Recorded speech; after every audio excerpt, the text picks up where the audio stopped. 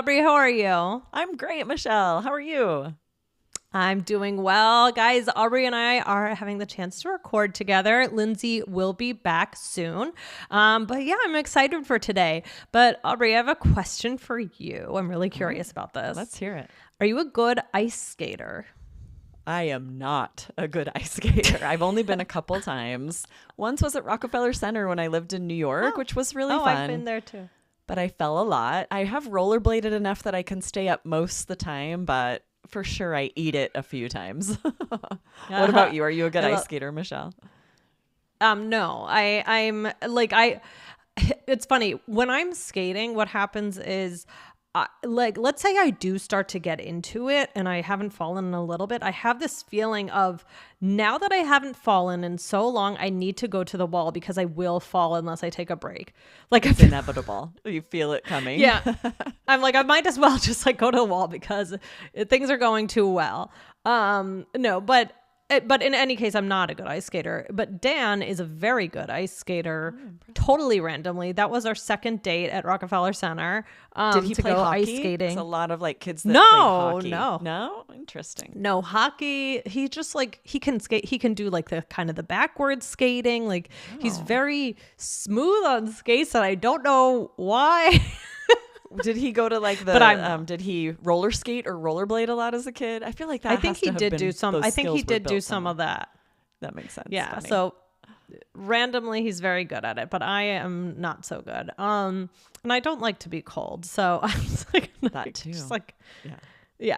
But I do like the experience of going ice skating and getting hot chocolate, so that can be fun. But we are not talking about ice skating today, Aubrey. We are talking about an idiom that relates. So this idiom is on thin ice. What does this mean, Aubrey? Yeah, well, it's very similar to if you're literally on thin ice. I have been before. I've gone ice fishing and the ice was very thin. We could see it cracking and I could see the water right below the ice. So then we would have to skirt around that to get to where the ice was thicker because we easily could have just fallen through the ice into that freezing water. So it's a dangerous situation to be on thin ice. Yes, and this idiom has a very similar meaning. Yeah, right. The situation is tense, right? So like one move in a certain way could result in you falling through, like Aubrey said. So you kind of have to be very careful about how you move and what you do. So, but this isn't really about literally being on thin ice. This is more metaphorical, how you're going to hear it. So metaphorically speaking, how it's used is that, like, let's say you're in a delicate or a tense situation and the next bad move could result in something breaking down or ending. And that's really what this idiom means. My parents said this to me all the time, like, you're on thin ice, young lady. If I like talked back or was disrespectful, this is what they would say to us to let us know, like, one more wrong move, like you say one more word and you're going to get a serious consequence. That's how they'd say it. You're on thin ice, young lady. Yes, I could definitely hear parents saying that. So another way you might hear it is, I know I'm on thin ice with her because she's mad. I'm always late. Mm-hmm. Or our teacher told us we were on thin ice after we wouldn't stop talking in class. Very teacher thing to say too. You're all on thin ice. The next thing that happens, you're in big trouble. Yes, exactly. Or I know our relationship is on thin ice, so I'm buying her a really nice present. Exactly, right? If your friendship or another relationship is on thin ice, that's when you need to step up your game. Like, you know, you're in trouble. Yes, exactly. Which we've talked about recently, stepping it up. Yes. Right. Yes. And if you're on thin ice, you need to step it up. Step it up on thin ice. But Aubrey, can you think of any time in your life where you've felt, you already talked about, as a kid, but any other time in your life? A specific example though, when I was a teenager, I remember the police came to my house once. I've never talked about this on the podcast. Because I was the getaway driver of something one of my friends did that wasn't the word, but it wasn't legal. think they like took a clock from the wall of a bowling alley. And it was one of those shenanigans teenagers sort of do just to see if they'll get away with it. But they had my license plate on the security camera. So the police came to my house. That's wild. And I immediately like gave everyone's names and addresses. I was a total rat. Oh my gosh. But so we all were and I was on thin ice with my parents for a while, of course. They were really upset with me about that. Justifiably oh my gosh. so. So what happened? Did your friends get in trouble? Did you get in trouble?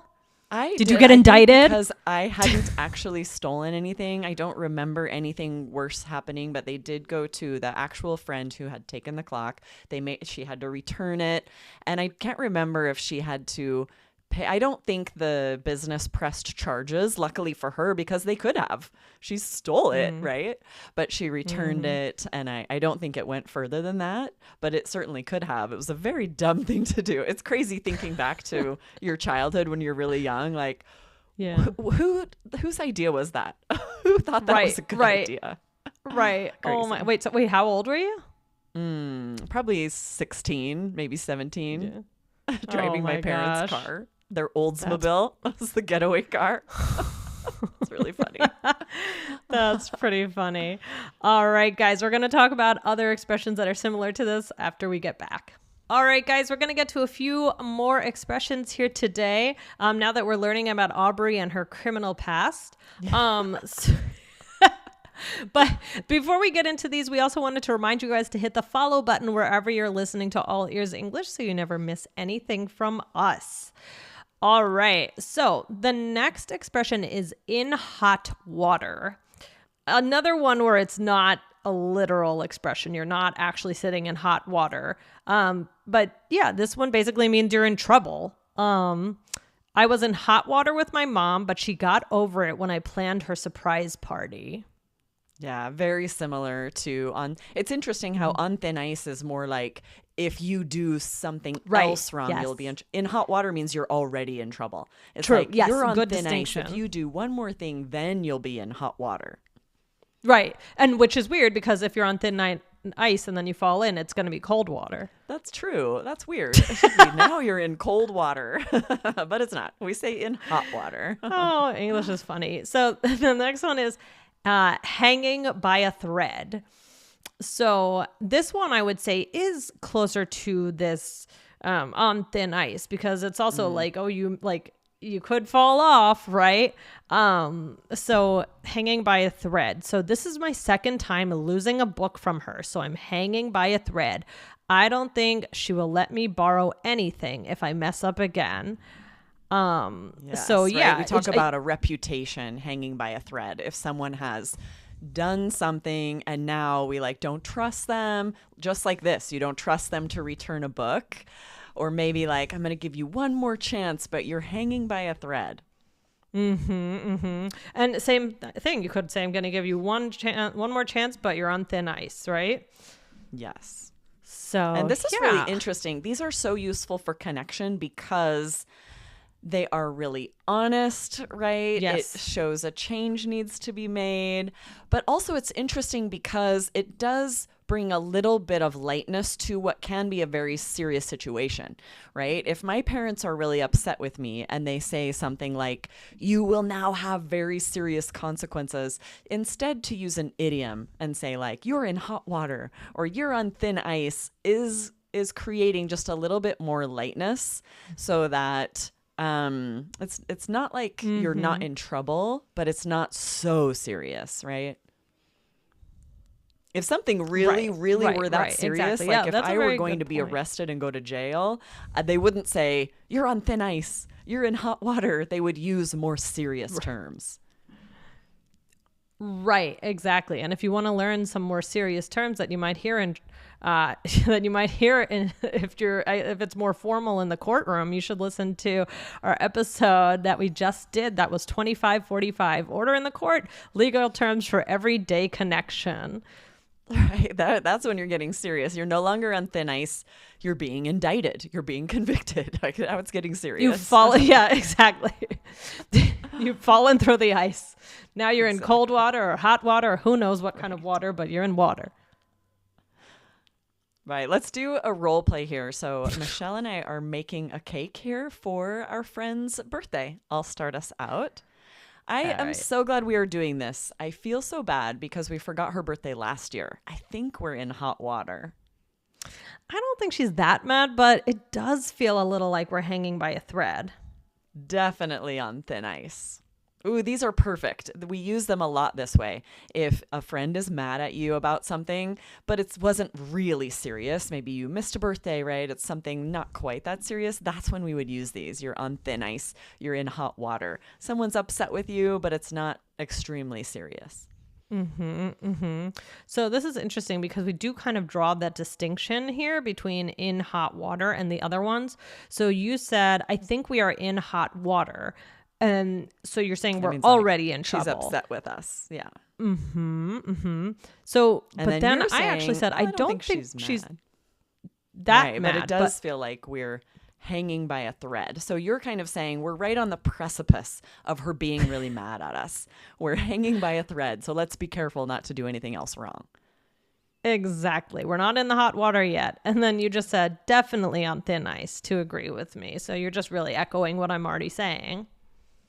Yes, these are such great phrases for, like we were saying, being vulnerable, sharing, like I did, something that you did where you were on thin ice or in hot water. You made a mistake, right? And then also, if a friend shares this with you, right, they are being vulnerable. They want to connect if they're willing to admit that they were on thin ice. Yeah, exactly. So, yeah, takeaway for today is number one, we taught you a few different idioms. We taught you the distinctions, right? How hot water is different from the other two.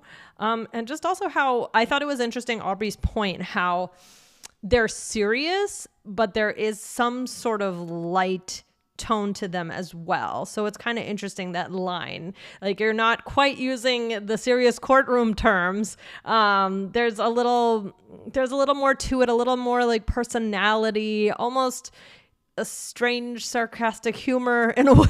Right, because there are other options that would be more serious. Even before the courtroom issue, my parents could have said, you're in serious trouble. You're right. There are these more serious things, whereas these idioms have just enough lightness that they're going to be used more when it's not that serious of an infraction.